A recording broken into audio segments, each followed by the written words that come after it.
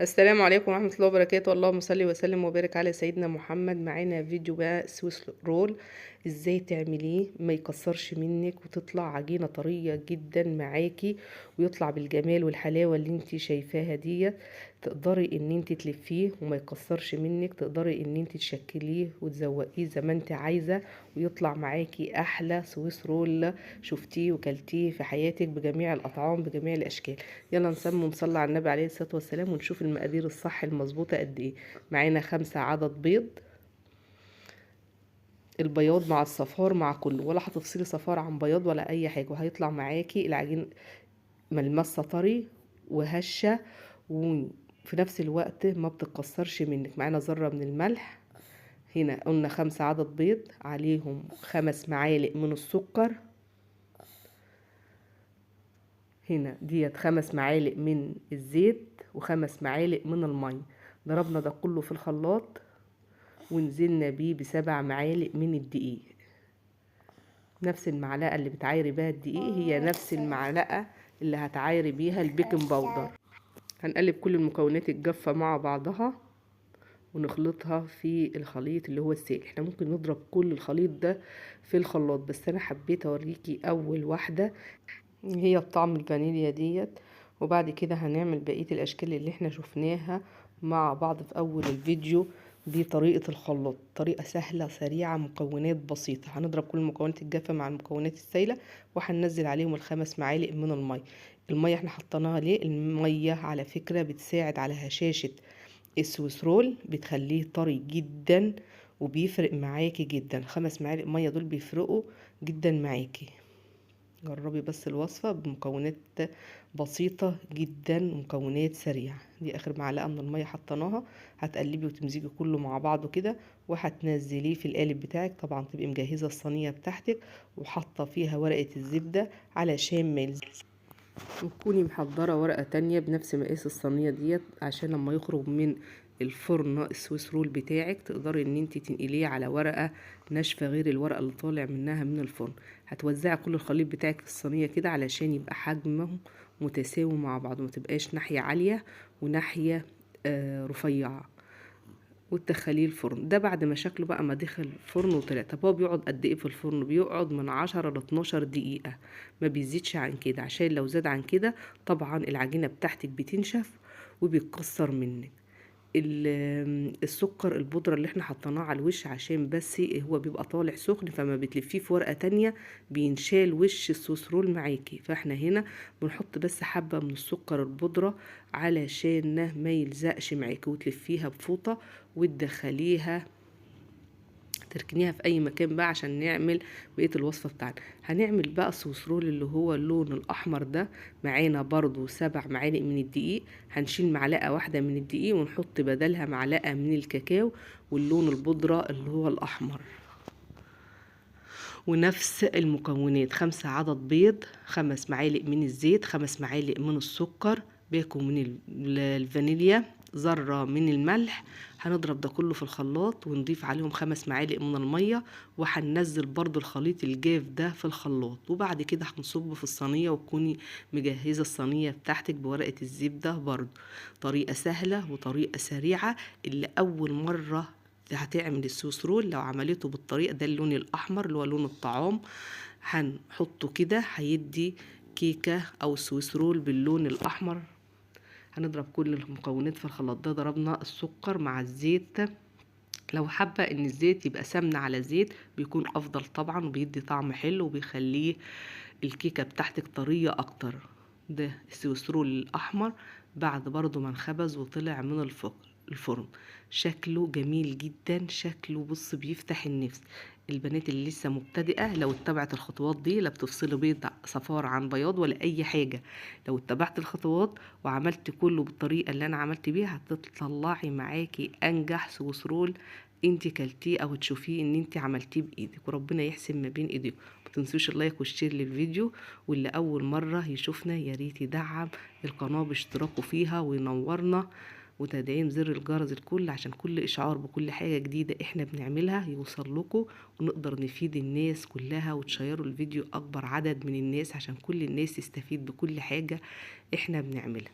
شوف الناحية اللي هي تعجبك، اللي هي مريحاك ان انت تقدري تلفي فيها وتلف معاكي بسرعة.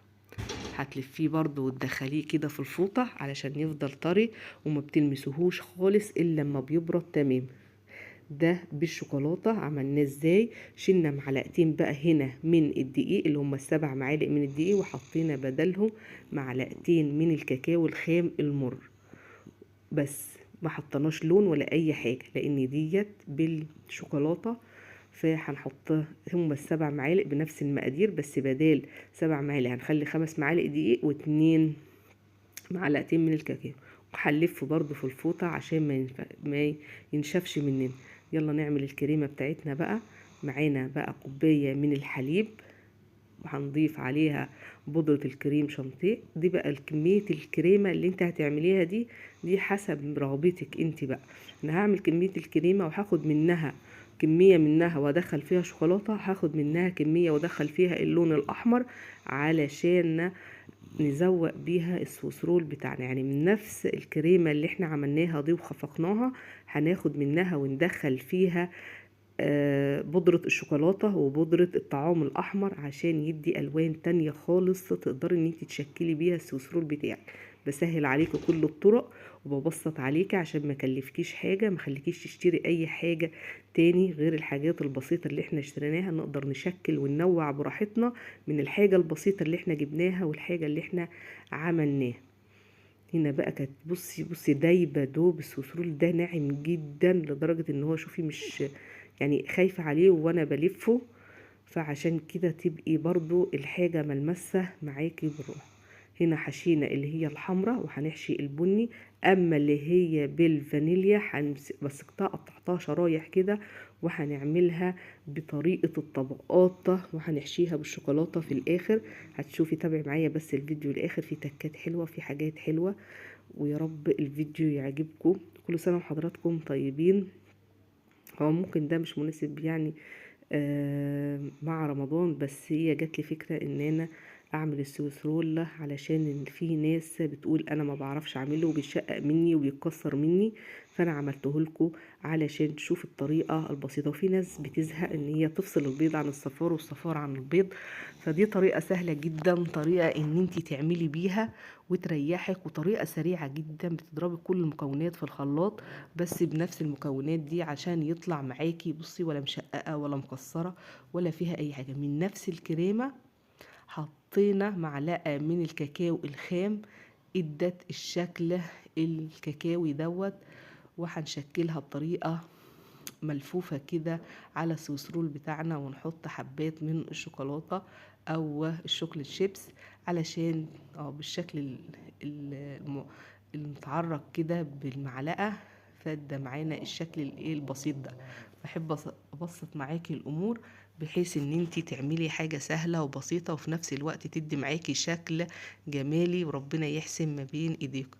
يلا بقى اعملي لايك وشير للفيديو، ولا الفيديو ده ما يستحقش منكم لايكات كتير، وشيروا الفيديو عشان يوصل لاكبر عدد من الناس والناس كلها تستفيد بكل حاجة احنا بنعملها. انا بحاول اختار ابسط الطرق وبنفس الوقت انجح الطرق. ده السوسرول اللي هو الفانيليا انا مسكته يعني خليته شرايح عشان نحشيه بقى طبقات مختلفة من انواع الكريمة اللي احنا عملناها، وهيبقى شكل مختلف جدا.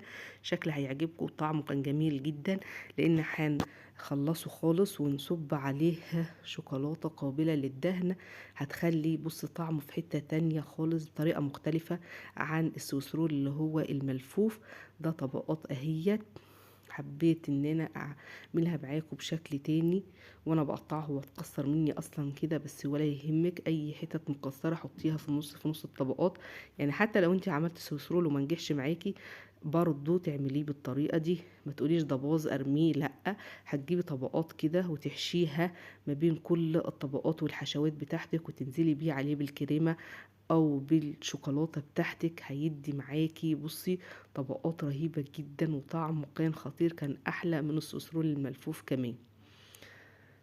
ده الفيديو سويسرول بتكاته وازاي تعمليه، ازاي تعملي مقادير سهله مقادير بسيطه جدا وفي نفس الوقت يطلع ناجح معاكي. دي بقى شوكولاته، احنا حطينا معلقه من الكاكاو الخام على معلقتين من اللبن او ربع كوباية من اللبن كده، عليهم معلقة من النشا، عليهم معلقة من السكر، وعليهم باكو من الفانيليا، وبرضو قطعة من الشوكولاتة الخام عملناها على البخار ونزلناها عليهم. وده كله ضربناه كده بالمضرب ونزلناه على السويس رول بتاعنا. طعمه جميل، كان خطير جدا. صدقيني الطريقة دي جدا ناجحة، جربي الوصفة، واللي يجرب الوصفة وتعجبه وتنجح معاه يقول لي ان هي عجبته ونجحت معاه ان شاء الله. وربنا يحسن ما بين ايديكم، تقدروا تعملوا اي حاجة بطريقة سهلة بطريقة بسيطة. طبعا بعد ما عملناهم كده دخلناهم في التلاجة لحد ما تماسكوا شوية من الكريمة والحاجات اللي احنا حطيناها. الاحمر اللي على الوش دوت هو نفس الكريمة اللي احنا خفقناها، بس حطينا عليها بودرة الحمرة اللي هي بودرة الطعام او اللون الاحمر، فده معاكي الشكل البامبا او الشكل الروز ده. هنقطع بقى السويس رول معاكم كده ونشوف الطبقات بتاعته عامله ازاي، تشوفيه متكسر ولا لا. بصي هش جدا، طري جدا، طعمه كان بيدوب في البق دوب كده يعني. من اول مره هتعمليه ان شاء الله هينجح معاكي، مش هتبطلي تعمليه تاني، مش هتشتريه من بره تاني. بكل الطرق مع كوكي تقدري تعملي اي حاجة، تقدري تعملي حاجات سهلة، حاجات سريعة، حاجات بسيطة جدا غير مكلفة. وبشكر كل احبابي وكل اصحابي اللي على القناة. انا بشكركم شكر يعني مش عارفة الشكر دوت، يعني كان نفسي يبقى من الوجه للوجه، ونفسي التقي بيكم واشوفكم، لاني انا حبيتكم من خلال الكلام ومن خلال التعليقات بتاعتكم. فنفسي اشوفكم علشان اشكركم بنفسي. وربنا يحسن ما بين ايديكم ويجعل ايامكم كلها سعيدة، ويجعل ايامكم كلها نجاح في نجاح، ويحقق لكل واحد امنيته يا رب.